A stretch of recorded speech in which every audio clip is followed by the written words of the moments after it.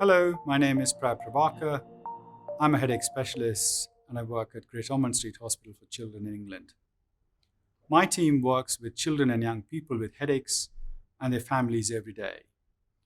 We hope to help them to understand their headache condition better and find the best treatments.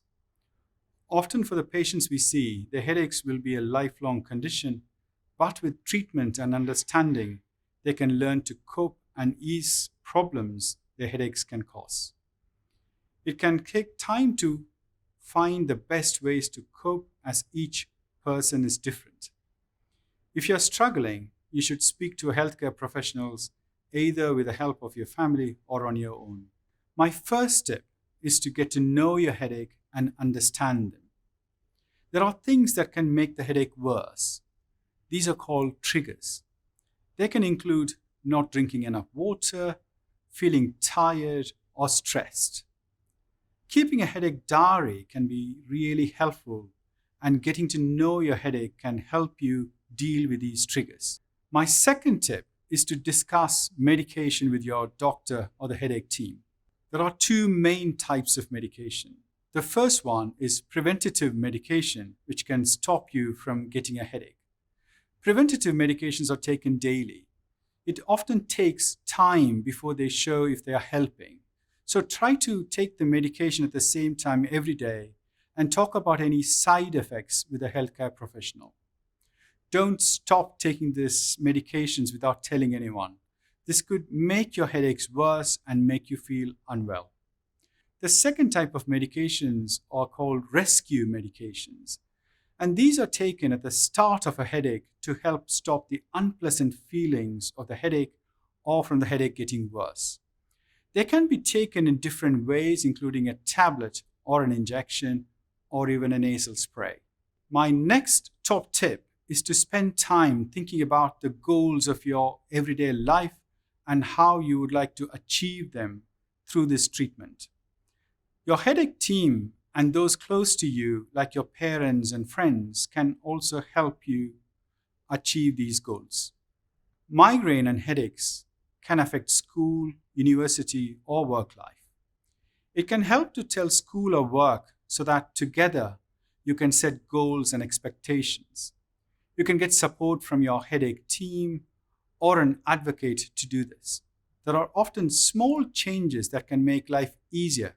For example, having additional breaks in exams or sitting in a quieter room when you have an attack can be helpful. We also know that bright screen on computers, phones, and other gadgets, as well as tense or uncomfortable postures, can contribute to headache and migraine. So you might want to limit use time of the screens and take regular breaks. Migraines and headaches can affect your social life and relationships too. On a bad day, you might not feel like talking to anyone or feel particularly down. It can be hard to find a balance between doing too much or too little socializing. You may need to try different ways to stay in contact with your friends and loved ones. Making a plan for this and sticking to it can be helpful. Don't be surprised if there are few ups and downs. Talk through your ideas with the people close to you so that they understand and support you. They may have ideas you haven't thought of or suggestions for how to make things easier for you. They could always come to an appointment with you so that they can listen and ask questions too. Hormones are chemicals in your body that affect how it works and feels, and they can trigger headaches. For people who menstruate, often called a period, they might get a predictable headache at certain times of the month, as their hormone cycles can also be a trigger. This can be affected by birth control medications too. If you're struggling, it's worth discussing with your GP. As you get older, you will need to think about managing migraine and headaches as an adult. This change can be difficult, but planning for it can also help. You may start seeing a different healthcare professional, and there may be different treatments that were not available in services for children and young people, which are available for adults.